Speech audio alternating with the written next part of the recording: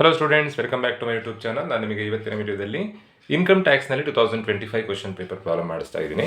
ಅದರಲ್ಲಿ income from business problem ಮಾಡಿಸ್ತಾ ಇದ್ದೀನಿ. Simple income from business problem ಮಾಡಲಿಕ್ಕೆ ಕೊಟ್ಟಿದ್ದಾರೆ.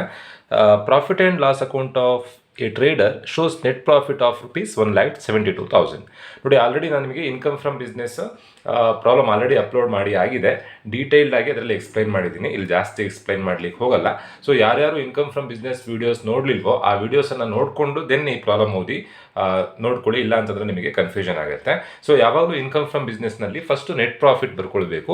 ನೆಟ್ ಪ್ರಾಫಿಟ್ ಕ್ವಶನಲ್ಲಿ ಕೊಟ್ಟಿದ್ದಾರೆ 1,72,000. ನೆಟ್ ಪ್ರಾಫಿಟ್ ಕೊಟ್ಟಿರುವಂಥ ಅಮೌಂಟು 1,72,000. ಅದಕ್ಕೆ ಆ್ಯಡ್ ಡಿಸ್ಅಲೌಡ್ ಎಕ್ಸ್ಪೆನ್ಸಸ್ ಅಂತಂದರೆ ಬಿಸ್ನೆಸ್ಸಿಗೆ ಸಂಬಂಧ ಪಡದೇ ಇರುವಂಥ ಎಕ್ಸ್ಪೆನ್ಸಸ್ಸನ್ನು ನಾವಿಲ್ಲಿ ಆ್ಯಡ್ ಮಾಡಬೇಕು. ಕ್ವಶನಲ್ಲಿ ಒಂದಷ್ಟು ಎಕ್ಸ್ಪೆನ್ಸಸ್ ಕೊಟ್ಟಿದ್ದಾರೆ, ಬಟ್ ಅದರಲ್ಲಿ ಪರ್ಸ್ನಲ್ ಯಾವ್ಯಾವುದು ಎಲ್ಲ ಪರ್ಸ್ನಲ್ ಎಕ್ಸ್ಪೆನ್ಸಸ್ಸನ್ನು ಬರೀಬೇಕು. ಕೆಲವೊಂದು ಬಿಸ್ನೆಸ್ ಎಕ್ಸ್ಪೆನ್ಸಸ್ಸನ್ನು ಬರೀಲಿಕ್ಕೆ ಇರುತ್ತೆ. ಸೊ ನಾನು ಆಲ್ರೆಡಿ ಫಾರ್ಮೆಟನ್ನು ನಾನು ನಿಮಗೆ ಪ್ರಾಬ್ಲಮ್ ಮಾಡ್ತಾ ತಿಳಿಸಿದ್ದೆ. ಇನ್ಕಮ್ ಫ್ರಮ್ ಬಿಸ್ನೆಸ್ ಪ್ರಾಬ್ಲಮ್ ಮಾಡ್ತಾ ಈ ಫಾರ್ಮೆಟ್ ವೈಸೇ ಕ್ಯಾಲ್ಕುಲೇಷನ್ ಮಾಡ್ಕೊಳ್ತಾ ಹೋದ್ರಾಯ್ತು.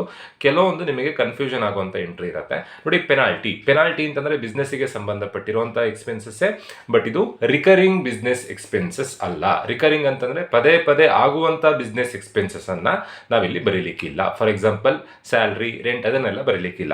ಬಟ್ ಪೆನಾಲ್ಟಿ ಪದೇ ಪದೇ ಆಗುವಂಥದ್ದಲ್ಲ. ಪೆನಾಲ್ಟಿಯನ್ನು ಬರೀಬೇಕು, ಇಂಟ್ರೆಸ್ಟ್ ಆನ್ ಕ್ಯಾಪಿಟಲ್ ಬರೀಬೇಕು, ರಿಸರ್ವ್ ಫಾರ್ ಬ್ಯಾಡ್ ಡೆಟ್ಸ್ ಬರೀಬೇಕು. ನೀವು ಫಾರ್ಮೆಟ್ ನೋಡಿಕೊಂಡ್ರೆ ಈಸಿಯಾಗಿ ಪ್ರಾಬ್ಲಮ್ ಮಾಡ್ಬೋದು. ಸೊ ಇಲ್ಲಿ ಕೊಟ್ಟಿರುವಂಥ ಎಕ್ಸ್ಪೆನ್ಸಸ್ನಲ್ಲಿ ಫಸ್ಟ್ ಇನ್ಕಮ್ ಟ್ಯಾಕ್ಸ್ ಇದೆ. Income tax personal expenses. So income ಟ್ಯಾಕ್ಸನ್ನು ಬರೀಬೇಕು. But GST, goods and service tax related to business, ಅದನ್ನು ಬರೀಲಿಕ್ಕಿಲ್ಲ. ಇನ್ಕಮ್ ಟ್ಯಾಕ್ಸ್ 28,000 ಇದೆ. ನೆಕ್ಸ್ಟ್ ಕೊಟ್ಟಿರುವಂಥ ಎಂಟ್ರಿ ಇಂಟ್ರೆಸ್ಟ್ ಆನ್ ಕ್ಯಾಪಿಟಲ್. ನಾನೀಗಷ್ಟೇ ಫಾರ್ಮೆಟ್ ಹೇಳಿದೆ. ಕ್ವಶನಲ್ಲಿ ಇಂಟ್ರೆಸ್ಟ್ ಆನ್ ಲೋನ್ ಕೊಟ್ಟಿರ್ತಾರೆ. ಇಂಟ್ರೆಸ್ಟ್ ಆನ್ ಲೋನನ್ನು ಬರೀಲಿಕ್ಕಿಲ್ಲ. ಇಂಟ್ರೆಸ್ಟ್ ಆನ್ ಕ್ಯಾಪಿಟಲನ್ನು ನೀವು ಬರೀಬೇಕು. ಇಂಟ್ರೆಸ್ಟ್ ಆನ್ ಕ್ಯಾಪಿಟಲ್ ಕೊಟ್ಟಿದ್ದಾರೆ. ಒಂದು ವೇಳೆ ಇಂಟ್ರೆಸ್ಟ್ ಆನ್ ಲೋನ್ ಕೊಟ್ಟಿದ್ದರೆ ನೀವು ಕನ್ಸಿಡರ್ ಮಾಡಲಿಕ್ಕಿಲ್ಲ. ಇಂಟ್ರೆಸ್ಟ್ ಆನ್ ಕ್ಯಾಪಿಟಲ್ ಕೊಟ್ಟಿರುವಂಥ ಅಮೌಂಟ್ ಎಷ್ಟು ಅಂತಂದರೆ 4,000. ನೆಕ್ಸ್ಟ್ ಕೊಟ್ಟಿರೋದು GST, goods and service tax. Goods and service tax is related to business, ಹಾಗಾಗಿ ಬರೀಲಿಕ್ಕಿಲ್ಲ. ಬಟ್ ಪೆನಾಲ್ಟಿಯನ್ನು ನಾವು ಬರೀಬೇಕು. ಏನಕ್ಕೆ ಅಂತಂದರೆ penalty non recurring business expenses. Penalty ಎಷ್ಟು ಅಮೌಂಟ್ ಇದೆ ಅಂತಂದರೆ 16,000 ಇದೆ. Next advertisement related to business, but ಅಡ್ವರ್ಟೈಸ್ಮೆಂಟಲ್ಲಿ ಕ್ಯಾಶ್ ಪೇಮೆಂಟ್ ಏನಾದರೂ ಮಾಡ್ತಾ ಇದ್ರೆ ನೀವು ಫಾರ್ಮೆಟನ್ನು ಗಮನಿಸ್ಬೋದು. Any cash payment made in excess of ₹10,000. ಯಾವುದೇ ಕ್ಯಾಶ್ ಪೇಮೆಂಟು 10,000ಗಿಂತ ಜಾಸ್ತಿ ಮಾಡಿದರೆ, ಈವನ್ ಅದು ಬಿಸ್ನೆಸ್ ಎಕ್ಸ್ಪೆನ್ಸಸ್ ಆದರೂ ಕೂಡ ನಾವಿಲ್ಲಿ ಕನ್ಸಿಡರ್ ಮಾಡಬೇಕು. ಇಲ್ಲಿ ಅಡ್ವರ್ಟೈಸ್ಮೆಂಟ್ ಬಿಸ್ನೆಸ್ ಎಕ್ಸ್ಪೆನ್ಸಸ್ಸೇ, ಬಟ್ ಕ್ಯಾಶ್ ಪೇಮೆಂಟ್ ಮಾಡಿರೋದ್ರಿಂದ ಕನ್ಸಿಡರ್ ಮಾಡಬೇಕು. Advertisement but paid in cash. ಎಷ್ಟು ಅಮೌಂಟ್ ಇದೆ? 60,000 ಇದೆ. ಲೆಸ್ ದ್ಯಾನ್ 10,000 ಇದ್ದರೆ ಬರೀಲಿಕ್ಕಿಲ್ಲ. ಈಗ ಮೋರ್ ದ್ಯಾನ್ 10,000 ಇದೆ, ಸೊ ಬರೀಬೇಕು. ಅಲ್ಲಿಗೆ ಎಲ್ಲ ಎಕ್ಸ್ಪೆನ್ಸಸ್ ಆಯಿತು. ದೆನ್ ಈಗ ಇನ್ಕಮ್ ಏನಾದರೂ ಕೊಟ್ಟಿದ್ರೆ ಆ ಇನ್ಕಮನ್ನು ನಾವಿಲ್ಲಿ ಲೆಸ್ ಮಾಡಬೇಕು. ಇನ್ಕಮನ್ನು ಲೆಸ್ ಮಾಡಬೇಕಾದ್ರೆ ಅದಕ್ಕೂ ನಾನು ನಿಮಗೆ ಫಾರ್ಮೆಟಲ್ಲಿ ಹೇಳಿದ್ದೆ. ಇನ್ಕಮನ್ನು ಲೆಸ್ ಮಾಡಬೇಕಾದ್ರೆ ಈ 6 ಇನ್ಕಮ್ಗಳನ್ನು ಬಿಟ್ಟು ಬೇರೆ ಎಲ್ಲ ಇನ್ಕಮನ್ನು ಲೆಸ್ ಮಾಡಬೇಕು. 6 ಇನ್ಕಮ್ ಯಾವ್ದು? Gross profit, closing stock, commission or discount received, sales, bad debts recovered, miscellaneous income. ಈ 6 ಇನ್ಕಮ್ಗಳನ್ನು ಬಿಟ್ಟು ಉಳಿದಿರುವಂಥ ಇನ್ಕಮ್ಗಳನ್ನು ಮಾತ್ರ ಲೆಸ್ ಮಾಡಬೇಕು. ಬಟ್ ಬ್ಯಾಡ್ ಡೆಟ್ಸ್ ರಿಕವರ್ಡಲ್ಲಿ ಅಲೌಡ್ ಅಂತ ಕೊಡ್ತಾರೆ, ಡಿಸ್ಅಲೌಡ್ ಅಂತ ಕೊಡ್ತಾರೆ. ಅಲೌಡ್ ಅಂದರೆ ರಿಲೇಟೆಡ್ ಟು ಬಿಸ್ನೆಸ್ ಅಂತ ಅರ್ಥ. ನಾವಿಲ್ಲಿ ಬಿಸ್ನೆಸ್ಸಿನ ಇನ್ಕಮ್ಗಳನ್ನು ಕನ್ಸಿಡರ್ ಮಾಡಲಿಕ್ಕಿಲ್ಲ. ಈ 6 ಇನ್ಕಮ್ಗಳು ಬಿಸ್ನೆಸ್ಸಿನ ಇನ್ಕಮ್. ಯಾವ್ದು?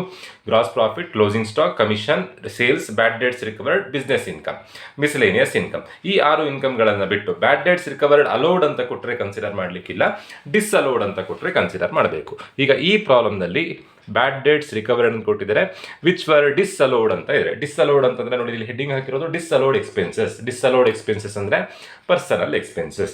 ಈಗ ಇಲ್ಲೂ ಅದೇ ಥರನೇ ಬ್ಯಾಡ್ ಡೇಟ್ಸ್ ರಿಕವರ್ಡಿಗೆ ಡಿಸ್ಅಲೌಡ್ ಅಂತ ಇದೆ. ಡಿಸ್ಅಲೌಡ್ ಅಂತಂದರೆ ರಿಲೇಟೆಡ್ ಟು ಪರ್ಸನಲ್. ಯಾರಿಗೋ ಸಾಲ ಕೊಟ್ಟಿದ್ರು, ಆ ಸಾಲ ವಾಪಸ್ ಬಂದಿದೆ. 12,000 ರೂಪಾಯಿ ಸಾಲ ವಾಪಸ್ ಬಂದಿದೆ, ಅದು ಪರ್ಸನಲ್ ಅಂತ ಕೊಟ್ಟಿದ್ದಾರೆ. ಸೊ ಕನ್ಸಿಡರ್ ಮಾಡಬೇಕು. ಲೆಸ್ ಬ್ಯಾಡ್ ಡೇಟ್ಸ್ ರಿಕವರ್ಡ್. ಕೊಟ್ಟಿರೋ ಅಮೌಂಟ್ ಎಷ್ಟು ಅಂತಂದರೆ 12,000 ಕೊಟ್ಟಿದ್ದಾರೆ. ಒಂದು ವೇಳೆ ಅಲೌಡ್ ಅಂತ ಕೊಟ್ಟರೆ ನಾವಿಲ್ಲಿ ಕನ್ಸಿಡರ್ ಮಾಡಲಿಕ್ಕಿಲ್ಲ. ಈಗ ಬರುವಂಥ ಆನ್ಸರೇ ಇನ್ಕಮ್ ಫ್ರಮ್ ಬಿಸ್ನೆಸ್. ಎಲ್ಲ ಎಂಟ್ರಿಯನ್ನು ಕನ್ಸಿಡರ್ ಮಾಡಿ ಆಯಿತು. ನಾವಿಲ್ಲಿ GSTಯನ್ನು ಕನ್ಸಿಡರ್ ಮಾಡಲಿಲ್ಲ. ಯಾಕೆ ಅಂತಂದರೆ ಅದು related to business. Payment of income tax ಬರ್ದಿದ್ದೀವಿ, ಇಂಟ್ರೆಸ್ಟ್ ಆನ್ ಕ್ಯಾಪಿಟಲ್ ಬರ್ದಿದ್ದೀವಿ. ಇಂಟ್ರೆಸ್ಟ್ ಆನ್ ಲೋನ್ ಕೊಟ್ಟರೆ ಬರೀಲಿಕ್ಕಿಲ್ಲ, GST ಬರ್ದಿಲ್ಲ. ಪೆನಾಲ್ಟಿ ಬರೆದಿದ್ದೀವಿ. ಬರೀ ಅಡ್ವರ್ಟೈಸ್ಮೆಂಟ್ ಅಂತ ಕೊಟ್ಟರೆ ಬರೀಲಿಕ್ಕಿಲ್ಲ, ಕ್ಯಾಶ್ ಪೇಮೆಂಟ್ ಅಂತ ಕೊಟ್ಟಿರೋದ್ರಿಂದ ಬರೆದಿದ್ದೀವಿ.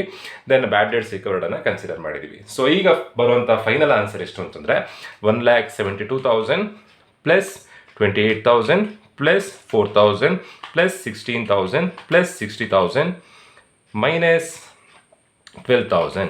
So the answer is 2,68,000. Income from business final answer ಎಷ್ಟು ಅಂತಂದರೆ 2,68,000. ಇಲ್ಲಿ 2025ನ 10 ಮಾರ್ಕ್ಸ್ ಪ್ರಾಬ್ಲಮ್ ಆಲ್ರೆಡಿ ನಾನು ಯೂಟ್ಯೂಬಿಗೆ ಅಪ್ಲೋಡ್ ಮಾಡಿದ್ದೀನಿ. ಯಾರ್ಯಾರು ವೀಡಿಯೋಸ್ ನೋಡಲಿಲ್ವೋ ಅದರಲ್ಲಿ ವೀಡಿಯೋಸ್ ನೋಡ್ಕೊಳ್ಳಿ. ಹೌಸ್ ಪ್ರಾಪರ್ಟಿ ಹಾಗೆ ಬಿಸ್ನೆಸ್ ಪ್ರಾಬ್ಲಮನ್ನು 10 ಮಾರ್ಕ್ಸಿಗೆ ಕೊಟ್ಟಿದ್ದಾರೆ. ಬಟ್ ಹೌಸ್ ಪ್ರಾಪರ್ಟಿ ಪ್ರಾಬ್ಲಮ್ ಮಾಡಬೇಕಾದ್ರೆ ನಾನಲ್ಲಿ ಅನ್ರಿಯಲೈಸ್ ರೆಂಟನ್ನು ನಾನು ಅಬ್ಸರ್ವ್ ಮಾಡಿರಲಿಲ್ಲ, ಹಾಗಾಗಿ ಅನ್ರಿಯಲೈಸ್ ರೆಂಟನ್ನು ಕನ್ಸಿಡರ್ ಮಾಡಲಿಲ್ಲ. ಅನ್ರಿಯಲೈಸ್ ರೆಂಟನ್ನು ನೀವು ಕನ್ಸಿಡರ್ ಮಾಡ್ಕೊಳ್ಬೇಕು. ಅನ್ರಿಯಲೈಸ್ ರೆಂಟ್ ಅಂದರೆ ಆ್ಯಕ್ಚುಯಲ್ ರೆಂಟಲ್ಲಿ ಲೆಸ್ ಮಾಡಬೇಕು. ಅನ್ರಿಯಲೈಸ್ ರೆಂಟ್ ರಿಕವರ್ಡ್ ಅಂತ ಕೊಟ್ಟಿದ್ರೆ ಲಾಸ್ಟಿಗೆ ಫಾರ್ಮೆಟ್ನಲ್ಲಿ ಆ್ಯಡ್ ಮಾಡಬೇಕು. ಅದು ಹೌಸ್ ಪ್ರಾಪರ್ಟಿ ಪ್ರಾಬ್ಲಮ್ ಮಾಡೋಷ್ಟೊತ್ತಿಗೆ ಎಕ್ಸ್ಪ್ಲೈನ್ ಮಾಡಿದ್ದೀನಿ, ಅಲ್ಲಿ ನೋಡಿ ನಿಮಗೆ ಗೊತ್ತಾಗುತ್ತೆ. ದೆನ್ ಒಂದಷ್ಟು ಇಂಪಾರ್ಟೆಂಟ್ ಥಿಯರಿ ಕ್ವಶನ್ಗಳಿದ್ದಾವೆ. ಆ ಯಾವ್ದಾವುದು ಥಿಯರಿ ಕ್ವಶನನ್ನು ನೀವು ಓದಬೇಕು ಅಂತ ನಾನು ಅಪ್ಲೋಡ್ ಮಾಡಿದ್ದೀನಿ. ನೀವು ಪ್ಲೇ ಲಿಸ್ಟಲ್ಲಿ ಸರ್ಚ್ ಮಾಡಿದ್ರೆ ಸಿಗುತ್ತೆ. ವೆರಿ ಇಂಪಾರ್ಟೆಂಟ್ ಥಿಯರಿ ಕ್ವಶನ್, ಒಂದು 5ರಿಂದ 6 ಕ್ವಶನ್ ಮಾತ್ರ ನನ್ನಲ್ಲಿ ತಿಳಿಸಿರುವಂಥದ್ದು. ಆ 6 ಕ್ವಶನ್ ಓದ್ಕೊಂಡ್ರೆ ನೀವು ಆಲ್ಮೋಸ್ಟ್ 5 ಮಾರ್ಕ್ಸ್ 10 ಮಾರ್ಕ್ಸ್ 3 ಮಾರ್ಕ್ಸ್ ಎಲ್ಲದನ್ನೂ ಅಟೆಂಡ್ ಮಾಡ್ಬೋದು. ಒಂದು ವೇಳೆ ಪ್ರಾಬ್ಲಮ್ ಗೊತ್ತಿಲ್ಲ ಅಂತಂದರೆ ಅದೇ ಥಿಯರಿನೇ ಬರುತ್ತೆ. ಆ ಥಿಯರಿ ನೋಡ್ಕೊಳ್ಳಿ, ನಿಮಗೆ ಎಕ್ಸಾಮಿಗೆ ಹೆಲ್ಪ್ ಆಗುತ್ತೆ. ಹೋಪ್ ಎಲ್ರಿಗೂ ಈ ಪ್ರಾಬ್ಲಮ್ ಅರ್ಥ ಆಗಿದೆ ಅಂತ ಅಂದ್ಕೊಳ್ತಾ ವಿಡಿಯೋ ಮುಗಿಸ್ತಾ ಇದ್ದೀನಿ. Thank you.